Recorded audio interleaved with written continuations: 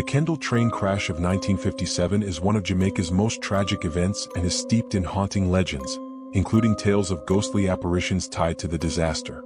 In this crash, a passenger train carrying hundreds of people from a religious revival meeting derailed near the town of Kendal, resulting in the deaths of over 180 people and injuring hundreds more. It remains one of the worst train accidents in Jamaican history, leaving a deep scar on the nation and giving rise to eerie stories passed down through generations. One of the most enduring legends is that of the ghost nurse. It was a late Friday night, the air thick with silence along the dark stretch of the Winston Jones Highway near Kendal. A lone cab driver, tired from his shift, had no intention of picking up passengers on his way home. But as he approached an intersection, he spotted a figure standing at the side of the road, barely visible under the dim streetlight. She wore the crisp white uniform of a nurse, her small frame looking fragile in the shadows. Against his better judgment, he slowed down and decided to give her a ride. The nurse didn't sit up front with him. Instead, she slipped silently into the back seat, barely acknowledging him. He tried to strike up a conversation, curious about her quiet demeanor, but her responses were abrupt, almost as if she were speaking out of obligation rather than interest. When he glanced in the rearview mirror, he noticed that she always kept her face turned away, never quite revealing her features. Something about her behavior made him uneasy, but he shook it off, chalking it up to the late hour.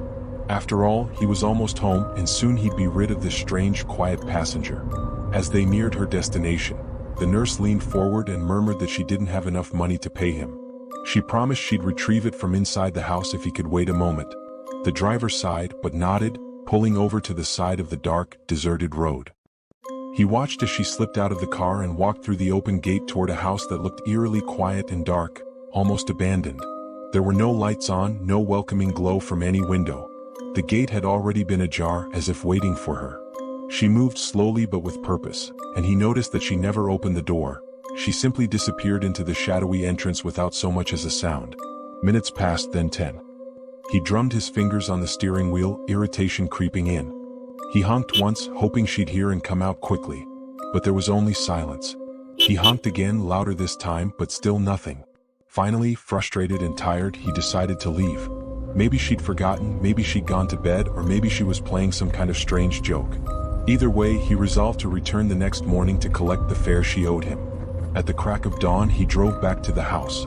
It looked as deserted and lifeless as it had the night before. He walked up to the gate and honked his horn, hoping someone would come out. This time, an older man stepped outside, looking at him with a mix of curiosity and wariness. The driver explained himself, recounting how a nurse had asked him to wait while she fetched her fare, but never returned. The older man's face went pale and he shook his head slowly. Then, with a deep sigh, he spoke words that sent a chill down the driver's spine. "Jesus Christ, you pick up duppy. A third taxi man Nurse Barnes do this to a new." "Sorry ya, boss," he murmured, pulling out his wallet to cover the cab fare himself. The driver looked at him, stunned, as the man handed over the cash with a look of quiet sympathy. As the man turned back to his house, he revealed the dark truth. Nurse Barnes had died in the infamous Kendal train crash years ago, at 11:45 p.m. on a Friday night, the very hour he'd seen her on the side of the road. In all the years since her death, the ghost of Nurse Barnes had haunted that lonely stretch of highway, appearing to unsuspecting drivers and leading them back to her final destination before vanishing once again.